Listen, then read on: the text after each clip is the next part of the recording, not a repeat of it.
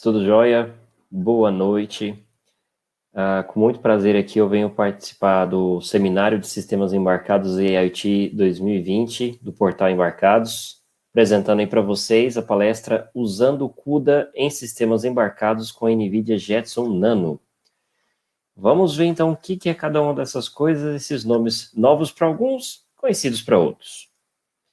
Falando um pouco sobre mim, não sei aí quem me conhece ou não, alguns de vocês devem ter tido um contato comigo pela internet, e eu espero que tenham visto aí alguns dos meus artigos no Portal Embarcados. Sempre quando dá, eu tento escrever alguma coisa. E me chamo André Márcio de Lima Curvelo, eu sou formado como engenheiro de computação pela USP de São Carlos. Fiz também um MBA em gestão de TI pela Universidade de Franca, Unifran, onde comecei minha carreira de professor no ensino superior. Tenho um ótimo carinho aí pela universidade, pela cidade, ou saudade de Franca. E tenho também um mestrado em processamento de sinais e instrumentação pela USP de São Carlos. Mestrado esse que foi ao ponto de estudar formas de otimizar processamento de imagem em sistemas embarcados usando GPUs embarcadas. Então, é até muito interessante eu voltar a falar um assunto parecido ao tema do meu mestrado, agora numa palestra, por exemplo, ainda mais tratando tecnologias e soluções muito mais modernas do que 4 anos atrás, que foi quando eu defendi a dissertação do meu mestrado. Eu também sou articulista do portal Embarcados e Felipe Flop, por isso que eu comentei. Espero que alguns de vocês já tenham visto artigos meus, de IoT, Raspberry, SP 266, SP32, entre outras coisas aí. E eu, atualmente, profissionalmente, eu sou especialista e líder de projeto de software na Positron Stone Ridge. Para quem não conhece, alguns talvez conheçam a Positron por ter aí sistemas aí de alarme de carro, sensor de estacionamento, sensor de estacionamento, módulo de vidros, tem uns painéis multimídia, sistema de som. Agora ela faz parte do grupo norte-americano Stone Ridge. Então a Positron, ela agora faz parte desse grupo e dentro em breve vai se chamar Stone Ridge Brasil. Né? A Positron vai continuar como nome de prateleira por conta dos produtos, mas o cérebro ali, quem está por trás mesmo, chama Stone Ridge Brasil, e a empresa agora parte do grupo multinacional. Eu sou também professor de cursos EAD e de pós-graduação em sistemas embarcados. Então, espero aí muito em breve ter mais e mais contato, né? E produções aí para ajudar a difundir um pouco mais aí do que a gente sabe, essa gota no oceano de bits e bytes. Eu também fui premiado em 2018 e 2019 como Microsoft MVP em Azure. MVP é a abreviação por Most Valuable Professional, e eu recebi esse reconhecimento pela Microsoft por conta da minha atuação com comunidades, realizando aí workshops, treinamentos, palestras, apresentações, em geral, usando Azure para internet das coisas. E aí, muito agradecido, recebi esse título e tenho desempenhado várias atividades com Azure. Inclusive, eu uso bastante nas pós que eu ministro na Unisal, tanto aqui em Campinas quanto em Lorena, na pós-graduação de sistemas embarcados, eletrônica embarcada, que eles têm na universidade. E, bom, afinal de contas, o que é esse tal de CUDA? Interessante, né? A gente fica pensando assim, de onde que eles tiraram esse nome? O que é esse tal de CUDA? Primeiro, a CUDA é uma plataforma de computação paralela e modelo de programação desenvolvido pela NVIDIA para computação de propósito geral em GPUs. Nossa, que nome bonito. Estava falando da minha dissertação de mestrado ali agora há pouco, até parece que você escreveu aqui um parágrafo de uma dissertação dessa, né? Em outras palavras, você está querendo dizer que é o seguinte: o pessoal da NVIDIA criou uma solução para você executar código de programa em placa gráfica. Até um tempo atrás, as placas de vídeo era só para rodar vídeo. Era só para rodar o quê? Aceleração de jogo, era para rodar aí coisas que você vai utilizar com geral, processamento de vídeo, edição de vídeo, multimídia, por assim dizer, né? mas não, por exemplo, fazer um processamento de uma matriz gigante, análise de um sinal, coisas matemática e computacionalmente falando, de propósito geral. Não é algo que vai resultar num vídeo, não é algo que vai resultar num, sei lá, numa animaçãozinha. É algo que simplesmente, sei lá, você quer calcular a milionésima casa de pi, por exemplo. A centésima, milionésima, bilionésima casa de pi, por exemplo. Algo assim. Então, passa-se a ter essa possibilidade agora, por exemplo. Então, com o CUDA, desenvolvedores são capazes de acelerar a execução de aplicações computacionais por meio do acesso aos recursos das GPUs, que até então era só para vídeo, era só para gráfico, jogo, para o que você está enxergando, o que você está vendo. E o interessante é que, desde então, o CUDA tem se popularizado e tido suporte para C e C++, como linguagem de programação, Fortran, dado aí a grande base matemática, científica, né, que essa linguagem possui há já bastante tempo, né, o pessoal até brinca aí que se você programa em Fortran, fique em casa, né, você faz parte do grupo de risco aí do coronavírus, brincadeiras à parte. Python e MATLAB. Então, basicamente, as principais linguagens de programação que a gente tem hoje, poderia citar aí sem problema o C, C++ e Python, tem suporte aí nativo para CUDA. MATLAB, que tem aí uma forte aplicação também científica, acadêmica também, tem suporte. E Fortran também veio a ter também pelo seu uso em computação de alto desempenho, em computação científica, né? E, em termos gerais, como que você usa CUDA? Como que você desenvolve uma aplicação que você vai usar, então, a placa de vídeo? Normalmente, a parte sequencial da aplicação, a gente tenta focar e concentrar a execução dela na CPU, que é o processador. E a gente pode citar aí, como, por exemplo, o processador pode ser o Intel, um AMD da vida, um ARM, como desses aí de Raspberry, o ARM ele próprio está na Jetson Nano, que eu vou falar dentro em breve. Então, esse é a CPU, executa código, executa aplicação. E a CPU, ela é muito boa em sua arquitetura na execução de código sequencial. Quem aí veio de cursos e tem experiência em computação, em hardware, sistemas digitais, você deve ter ouvido falar de um termo chamado pipeline. Pipeline determina ali, por exemplo, a sequência de execução de instruções, como o próprio nome diz, sequência. Execução sequencial de instruções por unidade de processamento. E as CPUs, elas são muito boas nisso. Tem ali uma sequência certinha. Encontra a instrução, executa ela, passa para a próxima, executa, tem resultado, acumula, passa para cá, movimenta, shifta, faz N operações e continua ali o jogo. Mas, desde um tempo para cá, as CPUs começaram a travar uma briga mediúnica para tentar aumentar o desempenho, paralelizando o uso de recursos por meio de ter mais e mais núcleos. Só que as CPUs, elas estão começando aí a ter mais e mais terreno nesse meio, ainda não é algo assim muito forte. A gente tem aí CPUs com que 2, 4, 8 núcleos, né, o que é o mais comum até hoje, de CPUs, tá?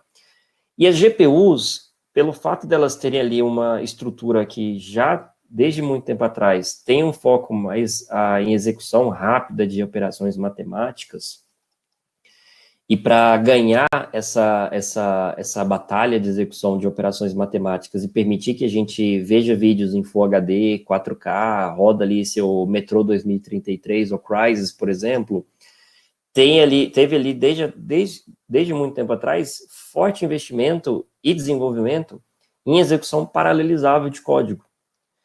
E aí, isso era o que já acontecia nativamente na GPU.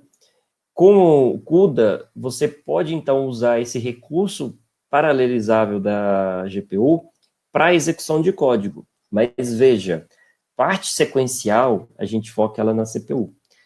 Tem trechos de código que você consegue dividir, que é o que a gente fala, que é a parte paralelizável.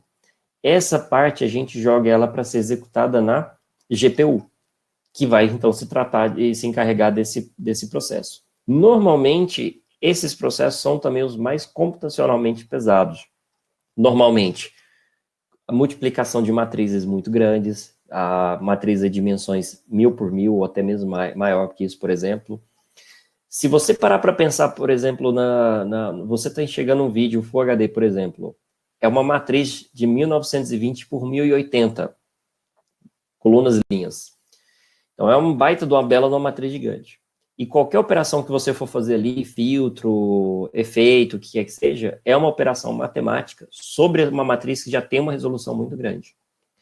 Então, você vai realizar operações matemáticas computacionalmente pesadas, isso a gente joga para ser paralelizado na GPU, que vai executar isso muito melhor que a CPU.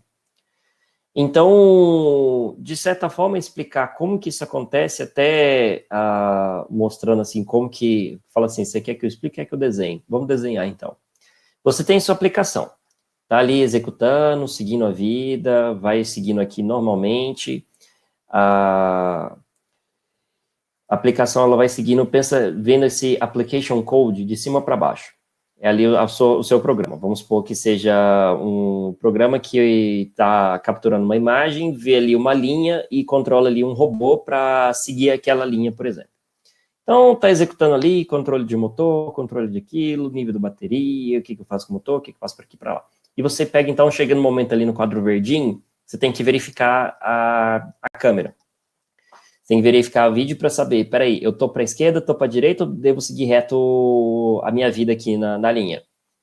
Nisso, você vai estar pegando o quadro de imagem. O quadro de imagem eu falei para você, imagem, fotos, são matrizes, coisa grande, normalmente. Você pega, então, um quadro de imagem, captura ele e joga o processamento que você quer fazer para a GPU. Então, joga ali, por exemplo, processa esse quadro, vê se você, GPU, processa esse quadro, vê se você enxerga uma linha e me fala se eu estou mais para a esquerda, mais para a direita ou mais ao centro.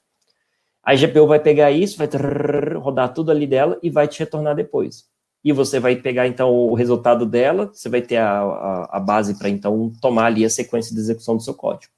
E aí, tô para a esquerda, então move o motor aqui mais para cá, mais para lá, tô mais para a direita, move o motor aqui mais para aqui, mais para ali, e a vida segue. Então, veja que é um trabalho em equipe. Então, a GPU com a CPU, elas vão operar de forma que você vai jogar ali parte do seu código para a GPU.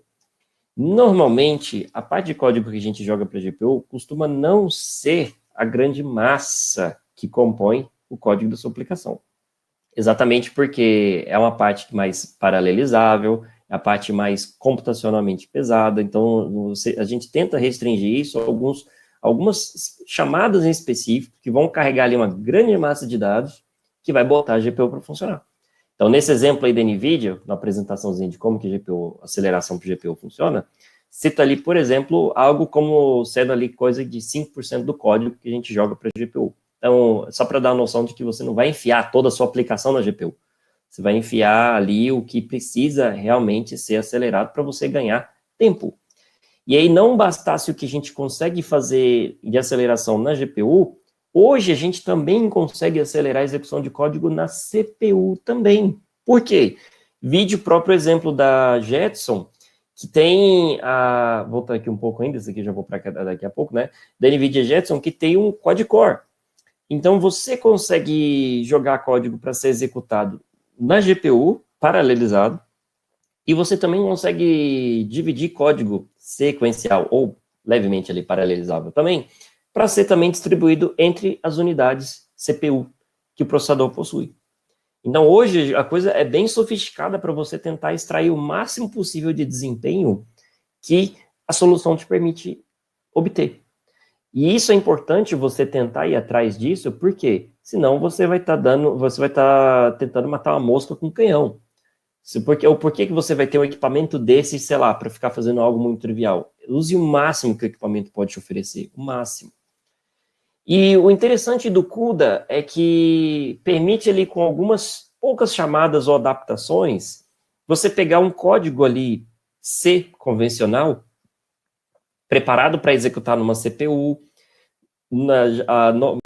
normalmente sequencial, ou seja, executar aquilo iterativamente por uma CPU só e obter um resultado qualquer, e com alguns poucos ajustes, conhecendo, claro, a linguagem CUDA, aqui não vou deixar em detalhes, senão é uma apresentação para dar uma aula de CUDA, é mais para falar os efeitos, os benefícios como que usar, o que é isso, onde que se encaixa NVIDIA, Jetson e tudo mais, mas no final vou mostrar para vocês referências para vocês aprenderem CUDA, mas você sabendo as chamadas de funções, as palavras especiais, como que você faz ali o controle disso para paralelizar isso na GPU, com alguns poucos toques, você consegue pegar um código C e levar ele para o mundo paralelizável, para o mundo paralelo da GPU.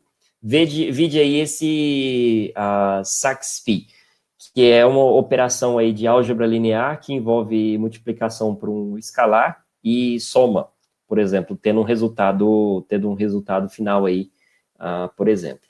É uma operação muito executada aí, por exemplo, em operações matriciais, quando você está lidando com operações sobre vetores. Então, acaba sendo aí até um algoritmo, né, a você tratar aí para fazer benchmarking de operações matriciais, coisas do tipo. Veja que ele é bem simples, cabe aí no espaço desse simples slide. Então, de um lado, a gente tem um código C, que faz essa operação do SAXPY, que você pega ali os parâmetros tamanho, os números floats ali que correspondem ali aos elementos que a gente vai executar a operação. Convencionalmente, é um for, que percorre todo o nosso índice, e, por fim, sai realizando ali a operação de multiplicação e soma por cada um dos elementos do vetor, por exemplo, dando, por fim, o resultado. E do lado, a gente tem isso em CUDA. Vide que não é muito bonito, já vou falar isso. Quem fala assim, CUDA é muito lindo. Não, CUDA chega a ser prático, mas usa diretrizes, pragmas de compilação, outras palavras especiais ali do framework, da solução CUDA, né? Mas você sabendo onde colocar isso no código, você determina ali que esse bloco vai ser copiado em memória, isso aqui vai ser paralelizado por tantos elementos, e aí uma vez que você faz esse dimensionamento do que vai acontecer com o teu código para ele ser paralelizado no GPU, esse código aí, que é computacionalmente pesado, pensa ali, você vai... Aqui não tá falando assim... em detalhes específicos, né, tipo, quantos elementos mais a gente poderia usar, mas pensa aí, sei lá, se eu for fazer isso em 1 milhão de elementos, essa operação, se você fazer isso numa CPU sequencial, você vai gastar muito tempo. Se você fazer isso paralelizando aí em tantos quantos núcleos forem possíveis por meio de CUDA, você vai gastar muito menos tempo. E o interessante é que a infraestrutura da NVIDIA para isso, ela permite o dividir para conquistar. Ela desmembra ali essas operações, divide ela entre os núcleos para a sua execução, e, ao final, agrupa os resultados, retornando isso para a CPU, para que o programa ali continue sua execução. Então, pensa aí em você executar isso, igual 1 milhão de elementos. Você pode dividir isso entre a quantidade específica de núcleos CUDA, que você vai desejar ali ter sua execução. Você não precisa necessariamente usar toda a GPU, você pode dividir por alguns blocos e núcleos, dá para dimensionar até isso também. E, por fim, você coordena ali a execução do teu código paralelo na placa gráfica. E aqui, até citando 2 autores que eu usei até no meu mestrado, que foi Combs e Prabhu, só para vocês entenderem como que a gente consegue ganhar tempo e acelerar a execução, eles mostraram como que a distribuição de tarefas entre um processador ARM e um DSP pode encurtar o tempo de execução de aplicações. De forma que você, hoje, tendo processadores ARM multicore e, no caso aqui, GPUs multicore também, no caso do artigo deles foi um DSP, mas pense na figura da direita aí, em vez de ser o DSP, sendo uma GPU CUDA, por exemplo. Você tem aqui a execução do teu código.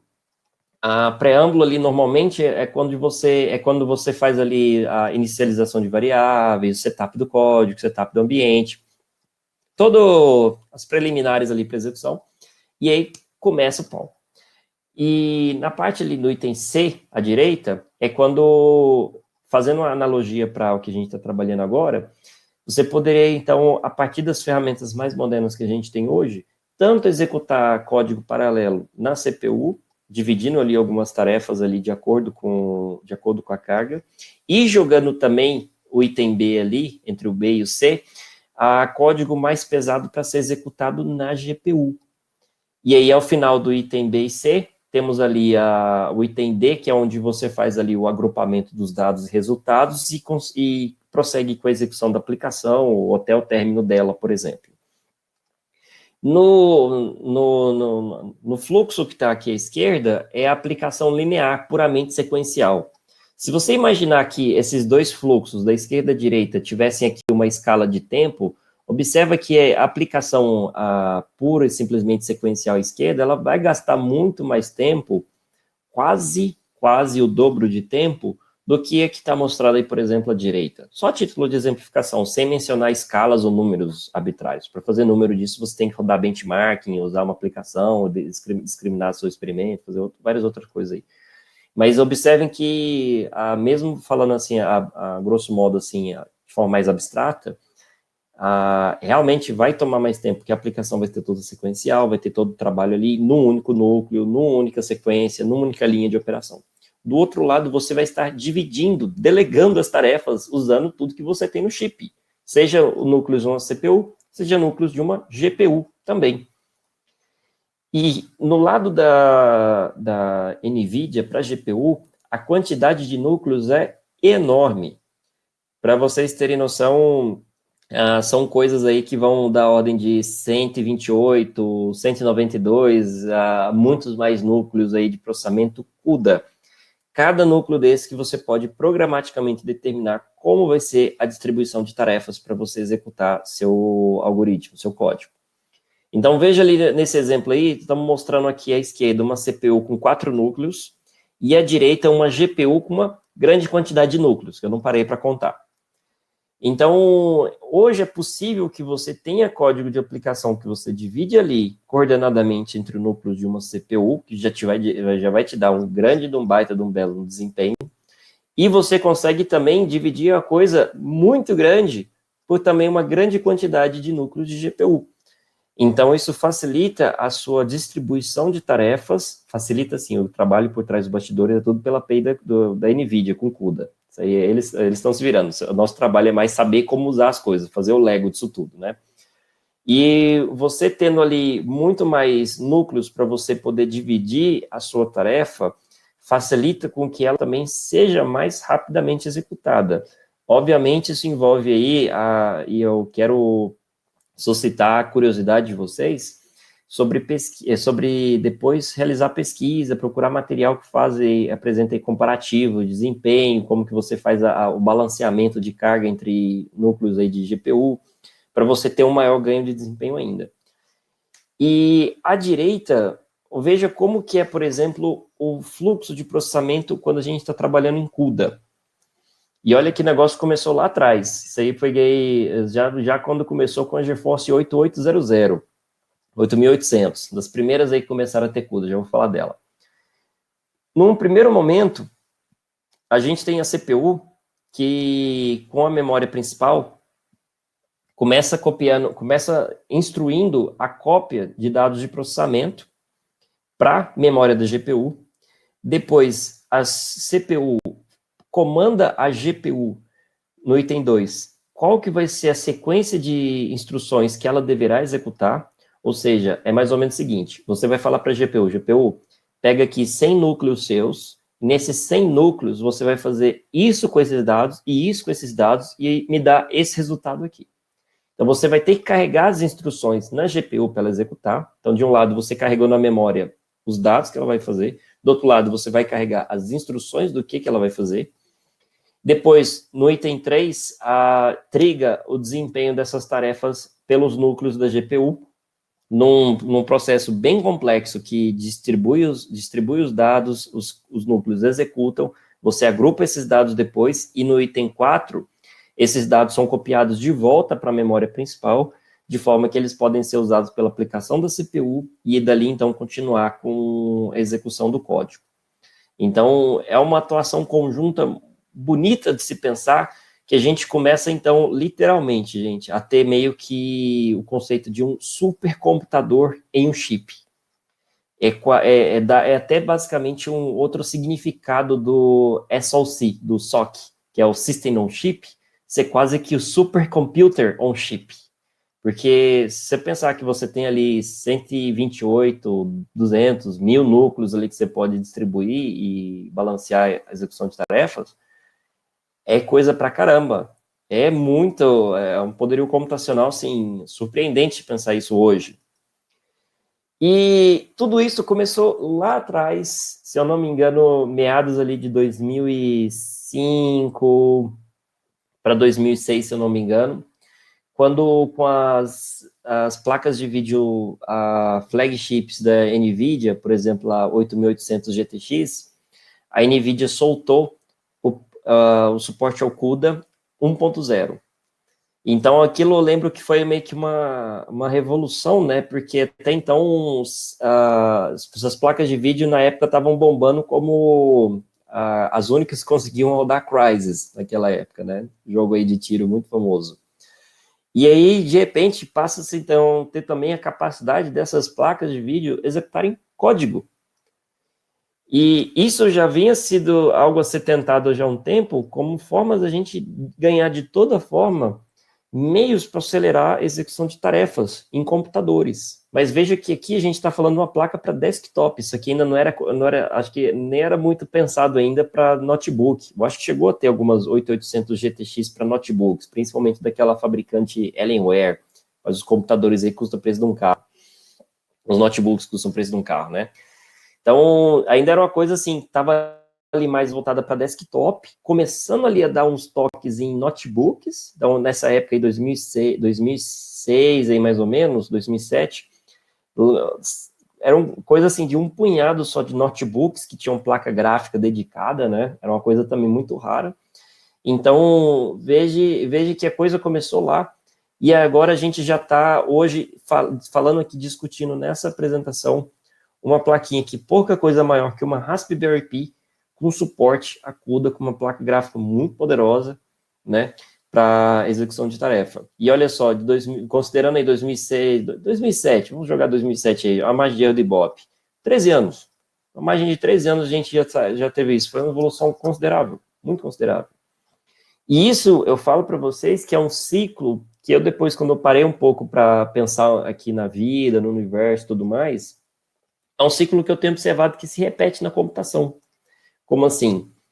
Antes, a gente tinha os mainframes, lá na década de 50, 70, que era o que concentrava grande massa de computação, e aí você tinha, aí, dos mainframes que surgiram depois os terminais burros, né, que você tinha o mainframe que tinha todo o poderio computacional que você pudesse imaginar, e terminais que acessavam os mainframes para execução de tarefas. Então, a execução ali de algum processo, a análise disso, análise de prospecção de petróleo, ações, etc., e por aí vai. Aí depois, tecnologia vai, tecnologia vem, conseguimos ter praticamente o poderio computacional de mainframes em computadores pessoais. Claro que os mainframes continuaram evoluindo com coisas aí que também sempre estão à frente, né? Estou usando comparação. Então, a gente começou a ter a possibilidade de ter computadores com poderio computacional razoável dentro das residências, ambientes de trabalho, academia, laboratórios e tudo mais. Isso, então, começando ali na década de 80, onde as pessoas começaram a ter, a descentralizar a computação. E já 90, 2000 e ainda hoje, a gente tem muito ainda a onda da computação em nuvem, que já foi o outro sentido, de você levar o poder da computação para nuvem, para internet, para data centers, que estão espalhados pelo mundo, para execução aí de tarefas de armazenagem de dados, a computação de machine learning, internet das coisas, toda sorte de coisa que você puder imaginar. Aí hoje, a gente está voltando isso já com os conceitos de computação de borda e de neblina, né? Então, olha só, tanto que é interessante, né? Porque você tem computação em nuvem, você vê a nuvem, aí o que teria antes da nuvem? Neblina. Então, por isso que é fog computation. Então, são escalas que você leva recursos computacionais bons, recursos computacionais aí suficientes, razoáveis, para a borda ou ali intermediário antes da nuvem. Então, você começa a distribuir cargas computacionais por meio de uma infraestrutura de operação. Então, voltando ali, meio que uma descentralização, né, que a gente passou agora há pouco. E o interessante da gente pensar em levar mais e mais poderio computacional hoje, com toda essa conversa que estamos tendo aí de inteligência artificial, machine learning e outras tendências aí, mas o principal delas são os recursos que cercam ali execução de tarefas de inteligência artificial, é que nem sempre você vai estar aí com conexão com a nuvem. Então, não adianta hoje toda essa conversa de você jogar coisa para nuvem, da nuvem isso, da nuvem aquilo, aí você joga áudio, você joga vídeo, aí você volta ali a pessoa, a idade, sorrindo, em pé, não sei, pensando, correndo, feliz. E se a conexão cair? Se você tiver aí, acabou o plano de dados, ou você simplesmente caiu a conexão, ou deu um problema ali naquela rede, aí você pode ter uma grande quantidade de pessoas que vão ficar desprovidas daquele serviço, por exemplo. Então, é por isso que tem tido aí uma grande preocupação em termos a capacidade de levar a maior quantidade possível de execução de computação complexa de forma offline. Porque se você pensar aí, igual, por exemplo, aí, seu celular. Se seu celular, ele dependesse de ter conexão com a nuvem para identificar seu rosto e desbloquear, se você está sem 3G ou 4G, você não vai, vamos supor que você não conseguiria desbloquear seu celular. Ou até mesmo aqui impressão digital ou alguma outra coisa que o celular tem dessas funcionalidades. Então, você precisa carregar algumas coisas aqui para o dispositivo operar de forma offline. Ele pode levar esses dados para a nuvem, pode depois levar esses dados para fazer análise, processamento, análise de dados, tudo mais? Pode. Mas a vida precisa seguir. Então, vamos supor que você faça ali uma aplicação que contabiliza pessoas e verificando ali se elas estão distantes entre si. Nessa onda toda de coronavírus. Vamos supor que um restaurante ou algum outro estabelecimento coloca câmeras para disparar um apito se observar pessoas muito próximas. Por exemplo, isso dependendo de conexão. Vamos supor que alguém fez aí uma arquitetura muito bacana, que pega um stream de vídeo, manda para alguma ferramenta de nuvem aí, que volta ali depois, executa processamento lá na nuvem, tem processamento fudido também, desculpa o termo, volta ali já falando, mas beleza, aí um belo dia, conexão cai, fica fora do ar. A solução morreu. As câmeras estão lá, tem uns processadorzinhos lá também, mas não tem. Então, o que você faz? Você vai fechar o estabelecimento? Ou você vai deixar aí, pode ter risco ali de pessoas se aproximarem, chegar ali um high five e tal, e aí tudo bem, quanto tempo que eu não te vejo? Não. Já se você tem alguma coisa que tem capacidade de executar offline no equipamento, verificando isso, se tem conexão ou não, o equipamento vai estar funcionando. A questão da conexão é ele poder mandar telemetria e depois atualizar relatório de dados e tudo mais. E vai garantir que as pessoas ali sejam monitoradas, né? Don't touch, né? Mantenha a distância e segue a vida. Vou mostrar para vocês, tem um exemplinho aqui que mostra verificação de movimento, tal, coisas assim. Então, isso leva para a gente a execução de algoritmos de inteligência artificial nos dispositivos embarcados. Que essa tendência de IA, até então, era uma coisa mais pensada na nuvem. Então, por quê? Computacionalmente, são coisas pesadas. São coisas que, por exemplo, um computador bom já pena aqui para executar isso de uma forma prática, viável. Então, quando veio toda essa onda de computação em nuvem, muitos dos grandes players aí, Microsoft, Amazon, Google, começaram a desenvolver várias soluções de inteligência artificial, mas que dependem de você levar esses dados para a nuvem mastigar esses dados e retornar a informação para você, falando se você está vendo uma pomba, um cachorro, um tomate, um carro, gente, etc. E você tomar alguma ação com relação àquilo. Mas, de novo, para isso você tem que ter conexão com a nuvem. E para tomada de decisão ágil, isso é um luxo que você não pode contar. Então, você tem que ter um processamento concentrado no dispositivo. Igual aqui, por exemplo, está mostrando a execução disso na Raspberry Pi, a fazer um algoritmo de classificação de animal. Então, classificação, na verdade. Aí mostrando que está com 58% de certeza, né? Identificando a foto do pinguim como o pinguim rei. Então, os algoritmos de classificação, eles trabalham também com essa porcentagem de certeza. Então, é difícil ter alguma coisa que chega a 100% de certeza que é alguma coisa. Então, ele tem ali, peraí, eu tenho mais certeza que é isso aqui, mas ele também pode achar que é alguma outra coisa, como, por exemplo, 2,28%, que é um poodle padrão, por exemplo. Um Gnon ali, sei lá, nossa. Então, tem esses detalhes. E já algum tempo atrás, a NVIDIA soltou aí o Tegra TK1.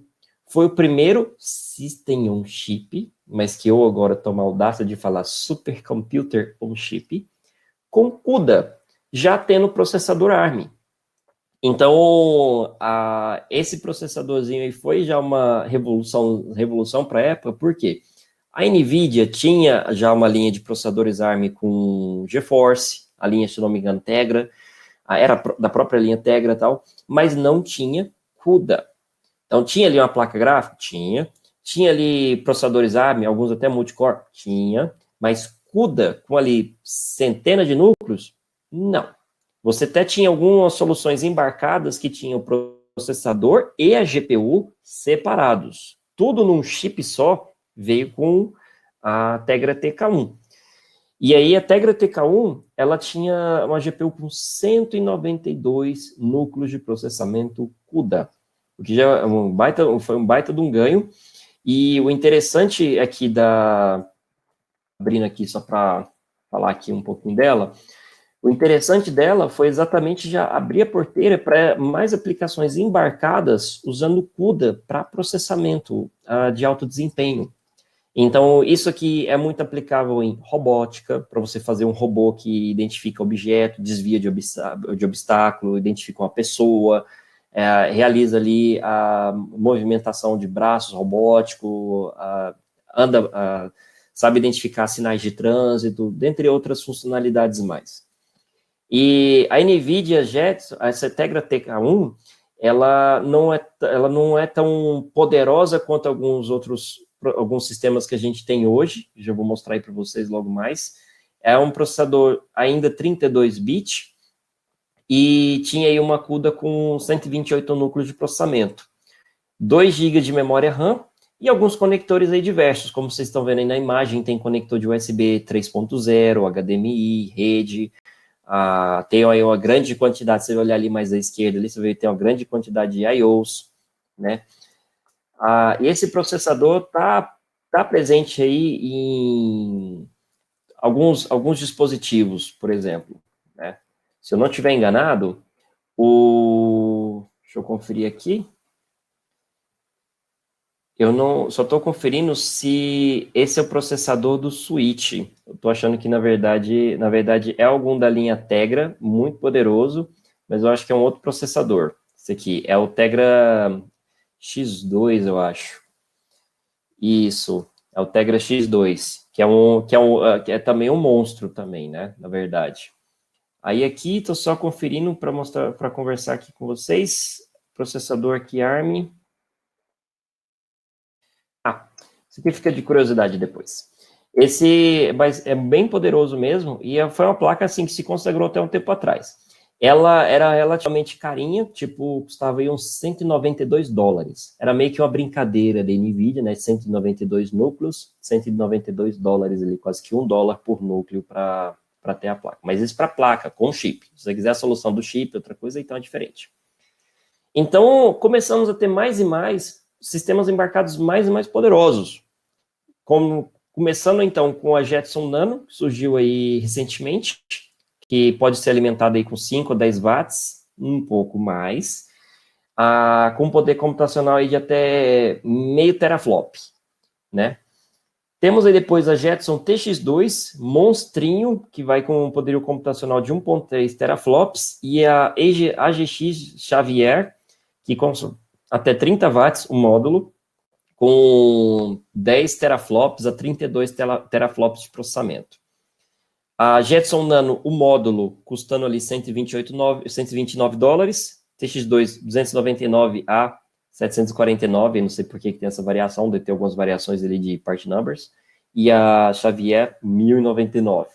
Então, a Jetson Nano, como eu estava falando, inteligência artificial na computação de borda, que você leva ali para a computação de borda, para dispositivos poderem executar algoritmos de inteligência artificial nativamente, offline.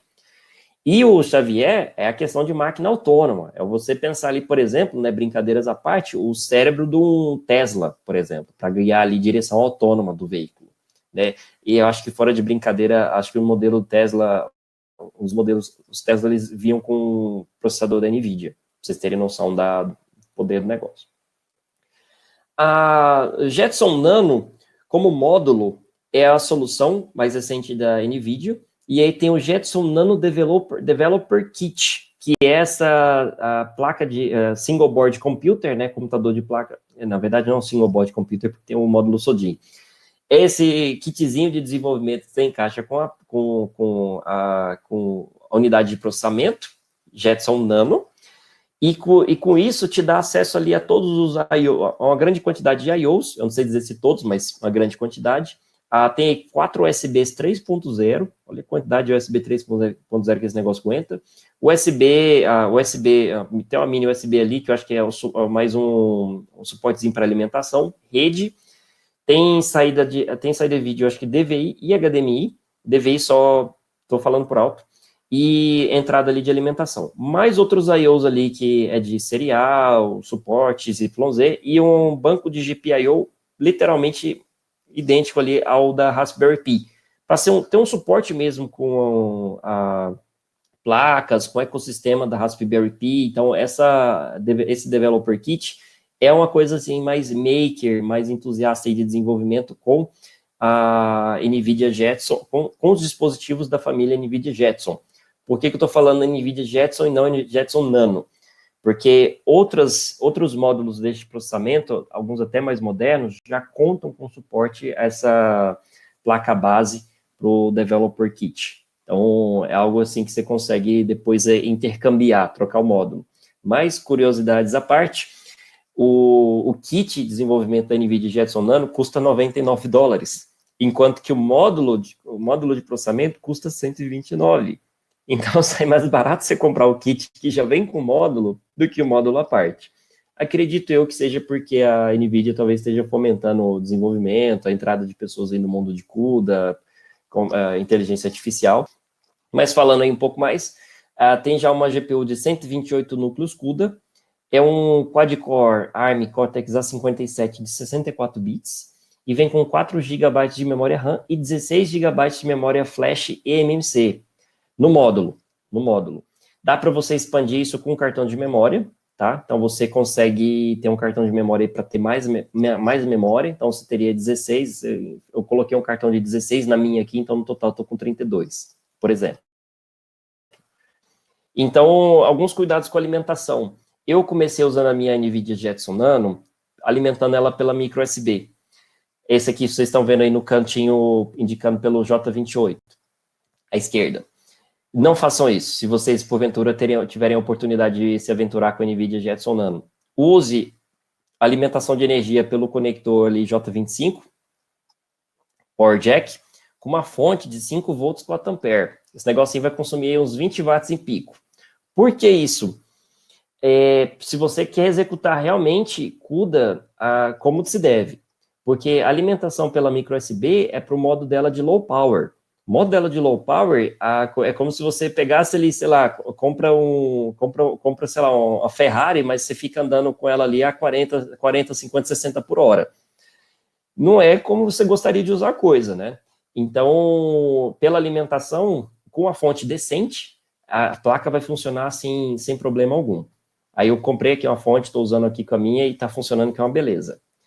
E para desenvolver com a NVIDIA Jetson, a gente tem o Jetpack SDK, que é uma suíte de desenvolvimento para a família Jetson da NVIDIA, então serve para Nano e para as outras que tem, para desenvolvimento de aplicações com inteligência artificial. E isso é gerido pelo NVIDIA SDK Manager. Esse Jetpack, ele cuida do sistema operacional, suítes de TensorFlow, ou TensorRT ali, por exemplo, a Deep Neural Networks, que é redes neurais com Deep Learning, CUDA, suíte de multimídia, visão computacional, toda a suíte de desenvolvimento e uma outra suíte aí também que é chamada de DeepStream, que é uma parte mais aprofundada para visão computacional também, tá? Então, não deixa de ser já falamos ali acima que tem suporte à visão computacional, mas é uma parte um pouco mais aprofundada para aplicar análise em streaming de vídeo, com uns requintes ali mais sofisticados. Sugiro depois uma leitura aí. O SDK Manager é interessante, que é uma aplicação que você baixa, que permite você constantemente receber atualizações quando tem ali alguma novidade, updates, e você consegue configurar o que você quer numa imagem para você carregar isso numa NVIDIA Jetson, como no meu caso da Nano. E uma vez que você fez a configuração, baixou e usou, você pode baixar, para o caso da NVIDIA Jetson Nano, uma imagem já pronta, como também você pode configurar qual que vai ser a plataforma que você vai estar trabalhando, qual que é o ambiente de Linux que você vai estar querendo utilizar, quais são os outros SDKs adicionais que você vai querer incorporar ali, como está vendo ali, Additional SDKs, o nome, a categoria do produto também. E nos passo a passos que o SDK Manager possui, você já gera ali o artefato que vai te dar ali a solução para você carregar no equipamento, com tudo que você precisa. Então, aqui já é um legozinho para sair tudo configurado para você já começar a usar e desenvolver com CUDA na NVIDIA Jetson. Muito bom. Os caras realmente foram sensacionais. E aqui, para isso, com essas soluções de IA e aceleração de processamento em borda, você pode ter soluções mais sofisticadas para toda sorte de ambientes, cidades, fábrica, logística, saúde, agricultura, que permite a você utilizar análise inteligente, a visão computacional, a análise de dados, e coisas aí que permitem, por exemplo, igual citei o exemplo de ver pessoas próximas, no caso aqui do coronavírus, ou identificar carros que estão passando ali por uma via, ou observar, por exemplo, se uma planta está saudável, está com bicho, se um paciente está tendendo a ter ali algum problema cardíaco, sistema de trânsito, e os exemplos vão arrudo aí, sem problema algum. E o Jetson SDK, ele permite você desenvolver, então, uma suíte, aplicações principalmente em Python e C++, lembrando que CUDA suporta ali também MATLAB e outras coisas também. E com isso, usando todo o ambiente disponível para você criar a sua aplicação, então, para você ter ela ali operando numa NVIDIA Jetson. Isso é a proposta da NVIDIA, como que eles chamam de inteligência artificial para todos. E aqui vão alguns exemplos. No que você leva esse poderio computacional para a borda, é como se você tivesse, então, câmeras ou sistemas inteligentes que conseguisse classificar um animal que está passando ali. Pensa aí, por exemplo, uma clínica veterinária, está ali cadastrando um bicho novo, chega ali, a pessoa só passa ali pela câmera, já sabe que é um Shih Tzu, um Chihuahua, calopsita, ou, por exemplo, ali, estava falando de distanciamento social, essa imagem do meio, mostrando ali pessoas num shopping, num ambiente, no saguão, ou aqui, por exemplo, num ambiente de cidade inteligente, verificando situação de trânsito. Pensa aí, por exemplo, se tivesse uma câmera capaz de identificar que aconteceu um acidente. Então, viu ali que um carro se chocou com outro, opa, já manda ali uma emergência, ambulância, polícia ali para fazer o boletim de ocorrência, alguma coisa assim para ajudar o pessoal ali, por exemplo. Então, levar a inteligência artificial para todos. E onde é que se encaixa, então, uma pergunta que eu imagino que muitos vão fazer. Beleza, NVIDIA. E a Raspberry Pi? A Raspberry Pi 4, ela é também uma placa muito poderosa, tem características muito parecidas com a da NVIDIA Jetson Nano, em se tratando do kit de desenvolvimento que vem com a placa base, tá? Não estamos falando só do módulo, mas da placa base também. Mas o que realmente mata a conversa é porque a NVIDIA Jetson Nano tem uma GPU com 128 núcleos CUDA para processamento. Então, veja que a Raspberry Pi 4 também é um quad-core, também tem 4 GB de RAM, tem gigabit Ethernet, tem USB 3.0, só 2, tal, mas tem USB, tem outras coisas mais. Mas a NVIDIA Jetson Nano, ela tem, além de ter um processador quad-core muito bom, o A57 não é tão bom quanto o A72, o A72 é um ARM mais alto nível, quase flagship da ARM mesmo, mas é um ARM intermediário muito bom, mas ganha disparado por conta do CUDA. Então, se você quer trabalhar realmente com inteligência artificial com alto desempenho, você vai ter, sugiro fortemente ir para o lado da NVIDIA Jetson Nano. Você quer talvez aí ficar fazendo as brincadeirinhas Maker, rodar aí mais alguns programinhas mais dedicados a CPU, aí seria mais o lado da Raspberry Pi, tá? Eu achei válido fazer um comentário desse.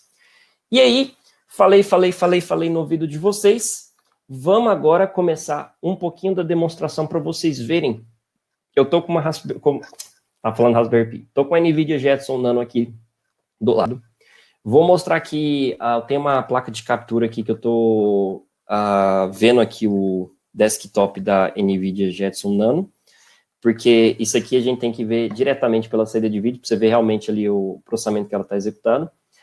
E vou mostrar para vocês alguns exemplos, e eu quero que vocês observam que ela vai executar alguns algoritmos bem complexos que vêm no ambiente de desenvolvimento CUDA. Tem aqui alguns códigos fonte de exemplo, fontes disponíveis para você poder estudar, aprender, modificar e usar.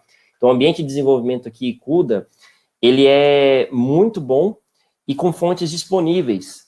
Não é uma coisa assim que você tem que sair caçando atrás, assinar NDA. Não, você baixou, colocou, já está aqui. Então aqui, olha só, eu quero que vocês observem aqui do lado, estou com o System Monitor da Jetson Nano, mostrando como é que está aqui, uso de memória, rede, CPU. Eu vou executar um código aqui que faz simulação de partículas de fumaça. Esse é um código bem complexo, porque você está fazendo simulação física. Não é um vídeo, não é uma coisa que você vai ver aqui e está reproduzindo, não. Ele está executando a simulação daquilo nesse momento. Então, aqui, observa que no canto aqui do quadro, ele está mostrando que está executando isso com 65.536 partículas, e qual que é o frame rate que está utilizando aqui nesse caso. Eu consigo me deslocar aqui pelo cenário, como se fosse num jogo. Então, é por isso que está rolando uma conversa que a NVIDIA Jetson Nano já é um ambiente de desenvolvimento, como também uma plataforma que dá para rodar jogos muito bons agora e embarcados. E veja que fica se mantendo ali em 29, 30 FPS. E observa que é fumaça isso aqui, são partículas. Tem várias outras demonstrações aqui no ambiente de desenvolvimento CUDA, e tanto é que eu até mostrando aqui para vocês no lado, eu instalei o Visual Studio Code.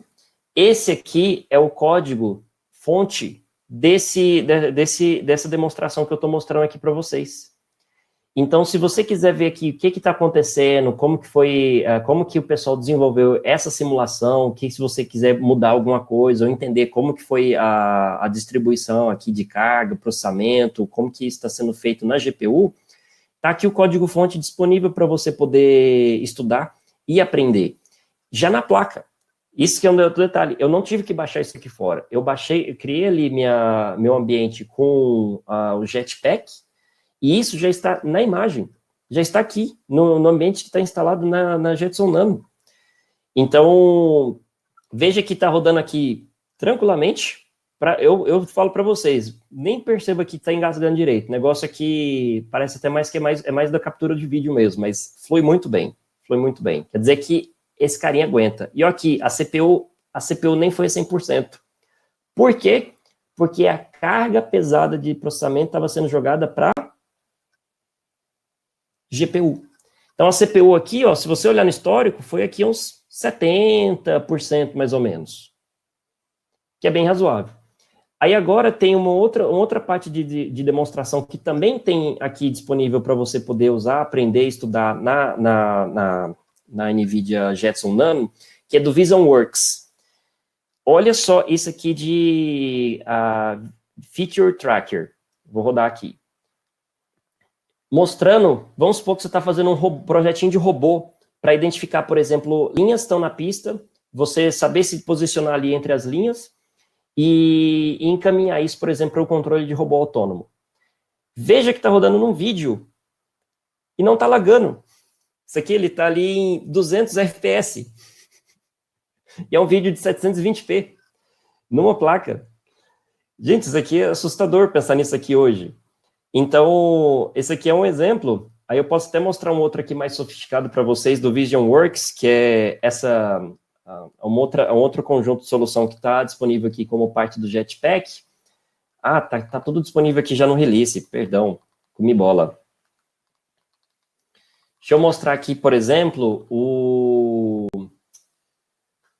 Motion Estimation. que ele vê ali, por exemplo, para onde as pessoas estão indo numa imagem. Então, vamos supor que você está vendo o movimento, você consegue estimar que a pessoa está realmente para uma determinada direção.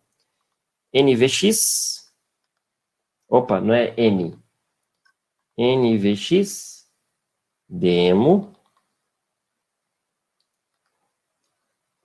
Eu vou rodar o Motion Estimation e depois o Object Tracker, para vocês verem também que ele consegue ver a rastreio de objeto.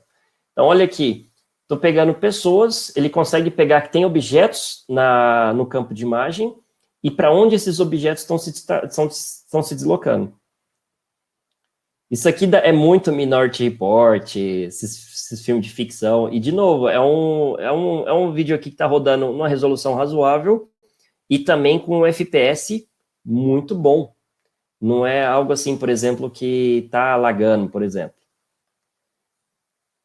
Aí agora, vamos rodar aqui uma outra demo, para a gente fechar aqui já. E olha aqui, por exemplo, de novo, que a CPU, quando eu executei aquele algoritmo, ela foi para uns 50%. De novo, porque a gente está distribuindo carga com a GPU, né? Então, aqui agora, ponto barra NVX sample object tracker.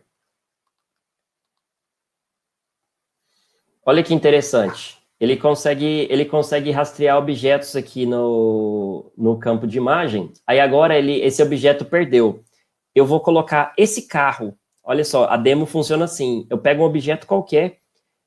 Isso é a parte de divisão aqui com machine learning, coisa assim, na borda, porque não está em contato com a nuvem isso aqui, é offline. Ele vai pegar esse objeto e conseguir seguir ele, ó, ou manter ele como referência na imagem. Isso aqui, por exemplo, é o que esses drones inteligentes aí estão começando a ter para seguir a pessoa por gesto, por movimento.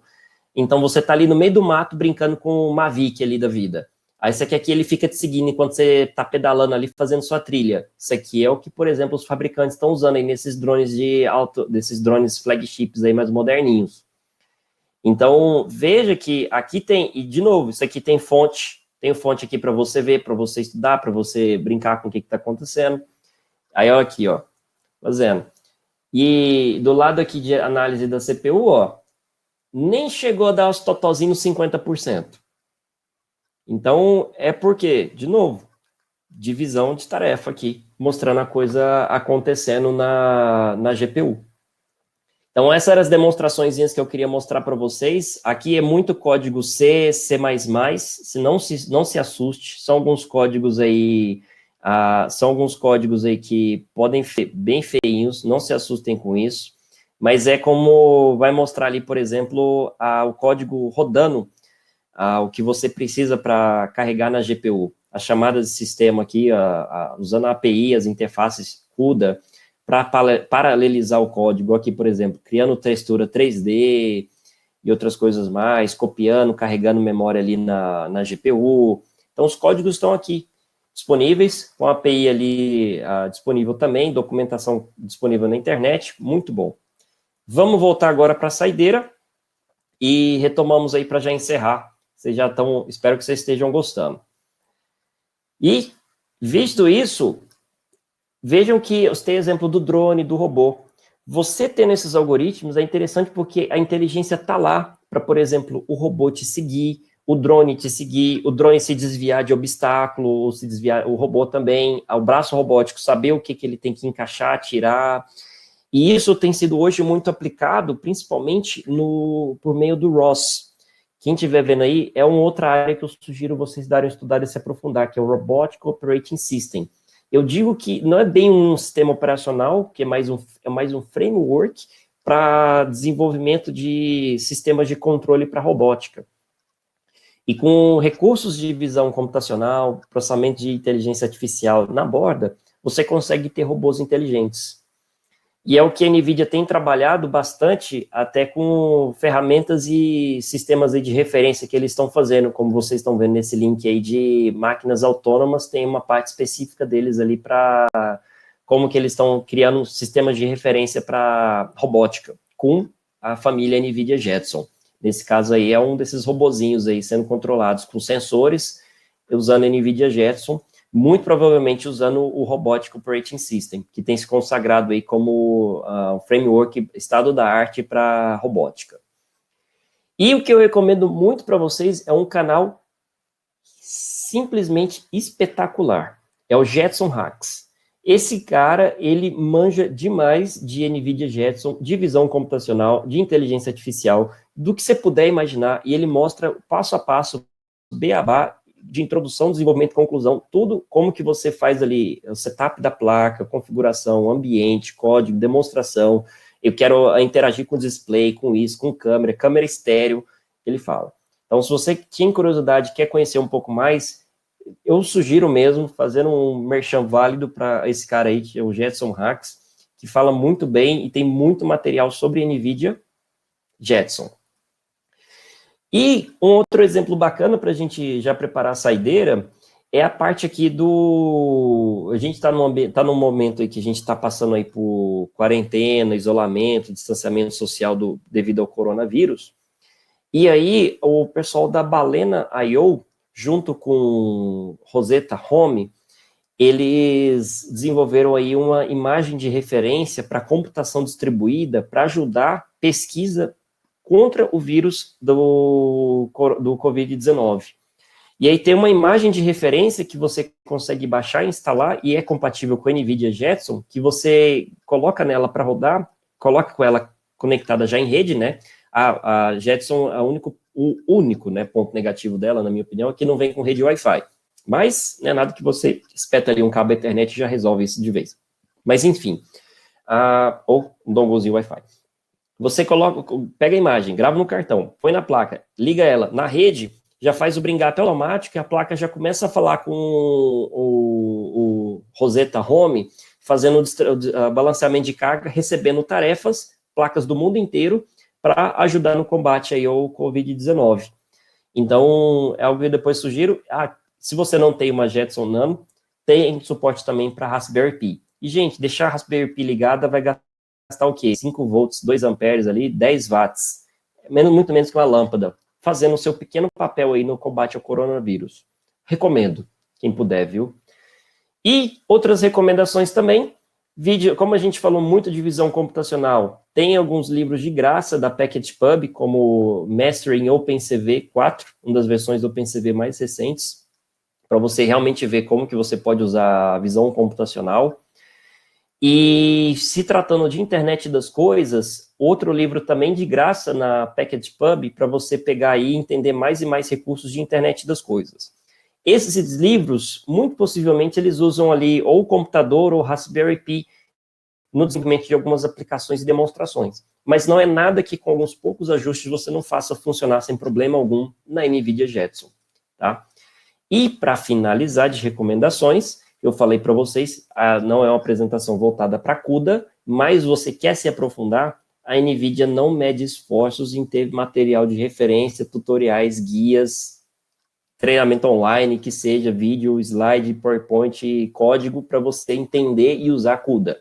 Então, tem alguns livros que você acha aí na Amazon, essa listinha de livros aí que está mostrando mais acima, e bastante material de referência no site e documentação da própria NVIDIA sobre CUDA, para você entender demonstração, API, chamada, como é que funciona, isso aqui, aquilo, outro.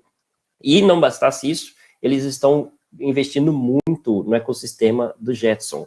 Então, você vai encontrar muito material para você fazer projetinhos com a NVIDIA Jetson, incluindo a Jetson Nano, que é praticamente a menina dos olhos, porque é barato, $99, porque esse negócio que faz é barato. Já como é que isso vai se comportar no Brasil é outra coisa, é que $99 aqui vai sair caro aqui, mas em se tratando de dólares, é barato, muito barato esse negócio aqui. E é realmente uma ferramenta para levar a inteligência artificial na borda em IoT para todos, realmente. E deixo aqui meu muito obrigado. Vocês aí, imagino que estejam vendo essa palestra aí já um pouco tarde da noite. Quem está vendo aqui é porque realmente quis ver sobre CUDA, com NVIDIA, Jetson, internet das coisas, embarcados e tudo mais. Vamos estar acompanhando aqui nos comentários, então, se vocês tiverem qualquer dúvida, questão, comentário, sugestão que seja, vai aí deixando aí no chat, a gente vai estar respondendo e acompanhando com vocês aí com bastante carinho e atenção, e troca depois umas ideias aí. Tenho aqui meus contatos, você depois aí quiser me seguir nas mídias sociais, Twitter, YouTube, meu site, Facebook, ou simplesmente mandar um e-mail, fica à vontade também. No e-mail não garanto que eu vou responder de imediato, mas no momento eu vou responder e te dar atenção. E espero que você tenha gostado bastante dessa apresentação sobre NVIDIA e CUDA, e tenha depois aí tomar seu tempinho para estudar e se aprofundar nessa área. Eu acredito aí que vai puxar bastante, porque nós estamos passando por um momento que tem tido demanda por soluções e sistemas aí mais e mais sofisticados, e essa acaba sendo uma ferramenta e porta de entrada para o desenvolvimento dessas soluções. Então, senhores, muito obrigado, um grande abraço, foi um prazer e até mais.